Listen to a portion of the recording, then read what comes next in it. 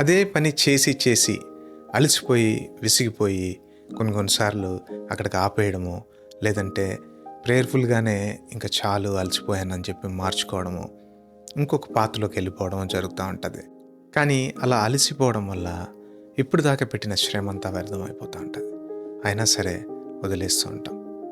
ఇప్పుడు మన సిచ్యువేషన్స్ అలా అంటూ ఉంటే కనుక ఈ యొక్క చిన్న కథ ఒకసారి చూడండి. ఒక పాలు ఉండే బకెట్లో 2 కప్పలు పడిపోయాయంట.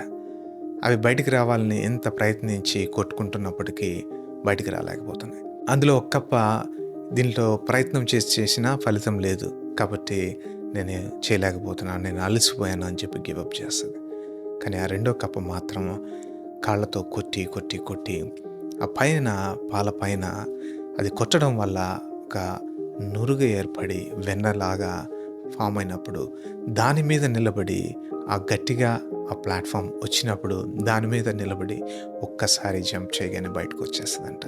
కాబట్టి కంటిన్యూస్గా చేసేటప్పుడు, కన్సిస్టెంట్గా చేసేటప్పుడు ఖచ్చితంగా ఫలితం వస్తుంది. కొంచెం ఆలస్యం అవుతూ ఉంటుంది, కానీ ఫలితం మాత్రం ఖచ్చితంగా వస్తుంది.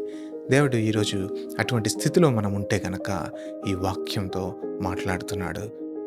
గలతీయులకు రాసిన పత్రిక 6వ అధ్యాయం 9వ వచనంలో, మనము మేలు చేయుటకు విసుగుకుందాము, అలవకుండా మేలు చేస్తూ ఉన్నప్పుడు తగిన కాలంలో పంటని కోస్తాము అని చెప్తున్నాడు. కాబట్టి మనము ఎవరన్నా కానీ అటువంటి స్థితిలో ఉంటే కనుక ఈరోజు don't give up, don't stop, don't redirect your things. ఏదైతే చేస్తున్నారో అది కన్సిస్టెంట్గా చేయండి. ఫలితం ఆలస్యమైనప్పటికీ ఖచ్చితంగా పంటని కోతుము అని చెప్తున్నాడు. మరి ఆ హార్వెస్ట్ అనేది మనం ఖచ్చితంగా రీప్ చేస్తాం కన్సిస్టెంట్గా చేసినప్పుడు. ఈ కథలోని రెండవ కప్పులాగా మరి అలసిపోకుండా అలవకుండా ప్రయత్నించి అది ఎలాగా బయటకు వచ్చిందో అలాగే మనం కూడా విజయం వైపు దూసుకెళ్తాం. దేవుడు మిమ్మల్ని దీవించును గాక.